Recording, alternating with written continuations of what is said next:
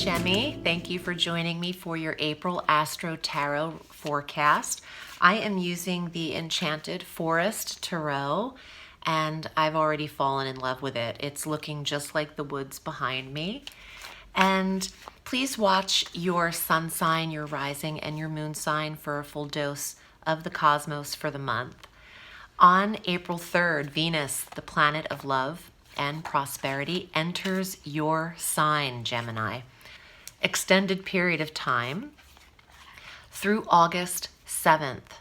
So Venus is here for 4 months, and while she's here, she retrogrades from May 13th through June 25th.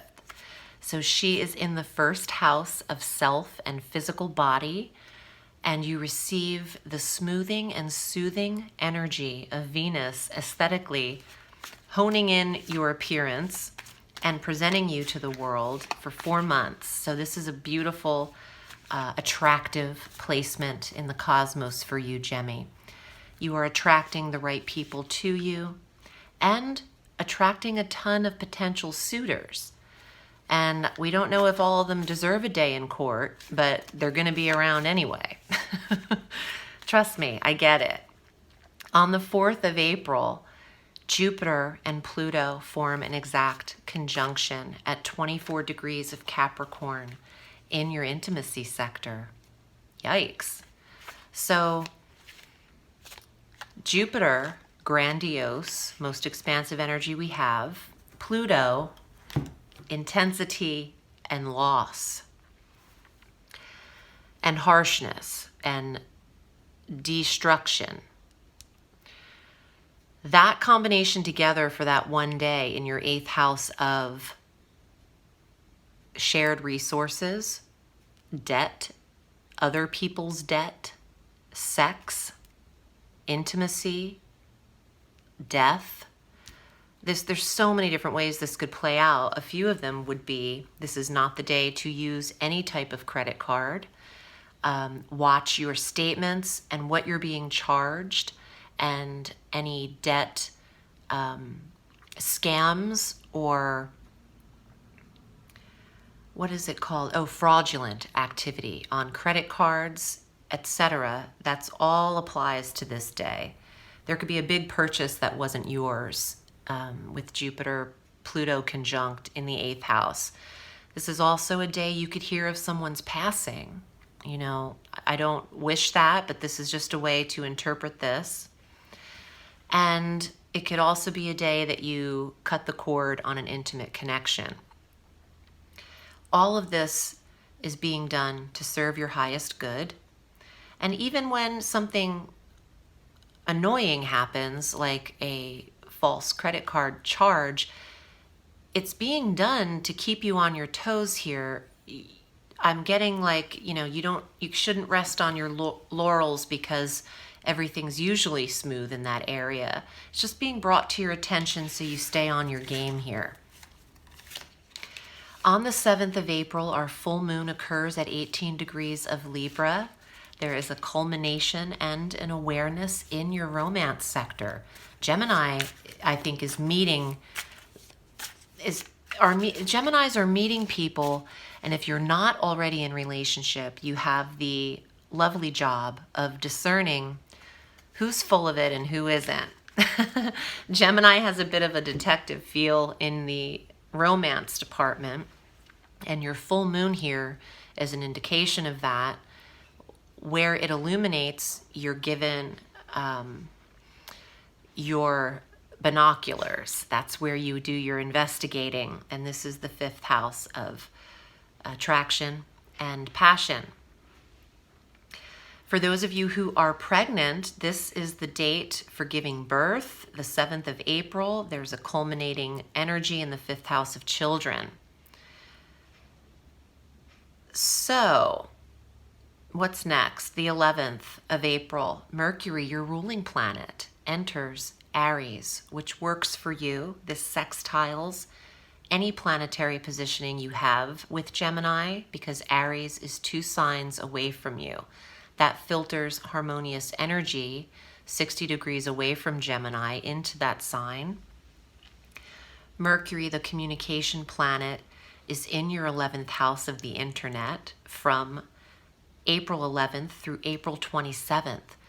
This is great for online dating, and you would never hear me say that. Online dating is usually a nightmare, but not when Mercury is in your 11th house. You could just get a profile for 2 weeks and snatch it up and then get offline. This is great for analyzation and figuring out who you connect with. It's great for interviewing as well in professional positions and connecting with friends that you haven't seen in some time. On the 19th of April, the Sun enters Taurus, and respectively on the 22nd, our new moon is at 3 degrees of Taurus. I never mind when the 12th house is activated for you, Gemmy. That affords you some mental rest. We know you need that. The new moon offers a fresh start in the 12th house of rest.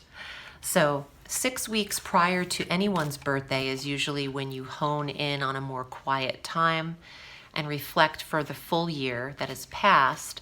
And there's no exception here when your 12th house is activated with the Sun and the new moon from the 19th of April on.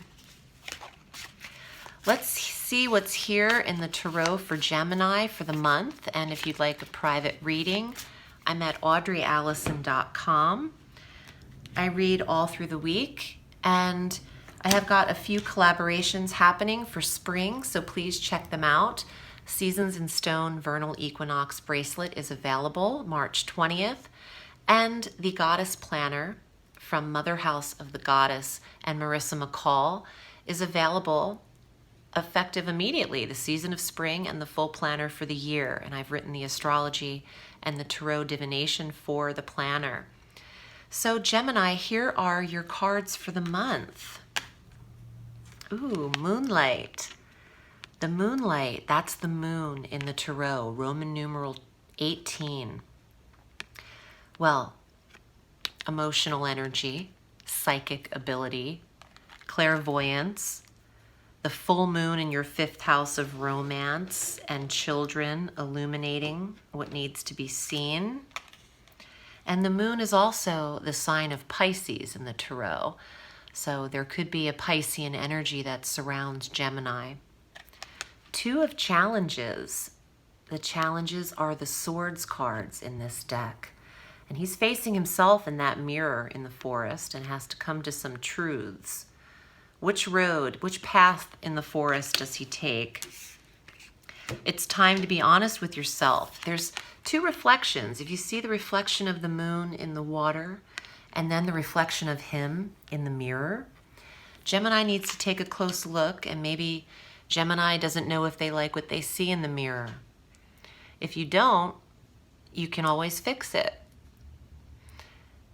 And it really isn't about what you see. It's about what you feel. So it's not as surface as it seems is the message.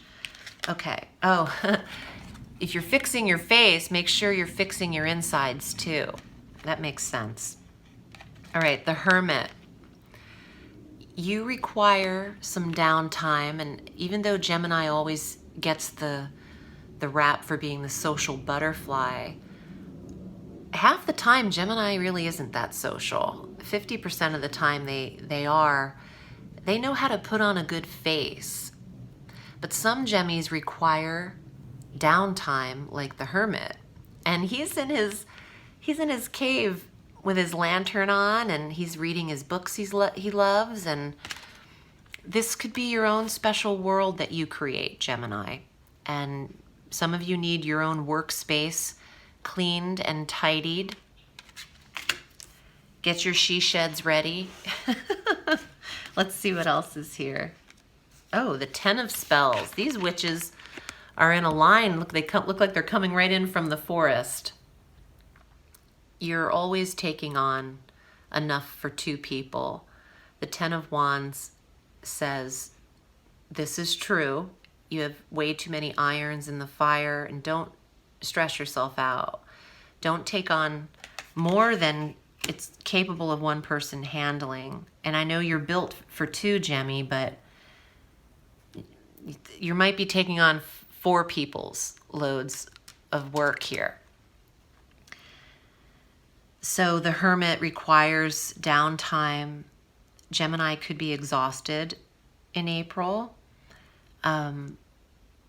Balancing out your emotions, starting with the Moon, will be important for you to maintain your physical strength and emotional strength. One more card. Ooh, the Huntsman. That's Libra. The Huntsman is number 11. He's like Robin Hood of the forest. He's protecting that deer and nature. Oh, balance. I just said that. Stay balanced. And that is justice, the scales. Not too much, not too little. Tend to yourself emotionally and physically, not just one or the other. I hope this was helpful for you, Gemmy. I'm wishing you a beautiful month of April. Remember, the sky is limitless, so reach for the stars.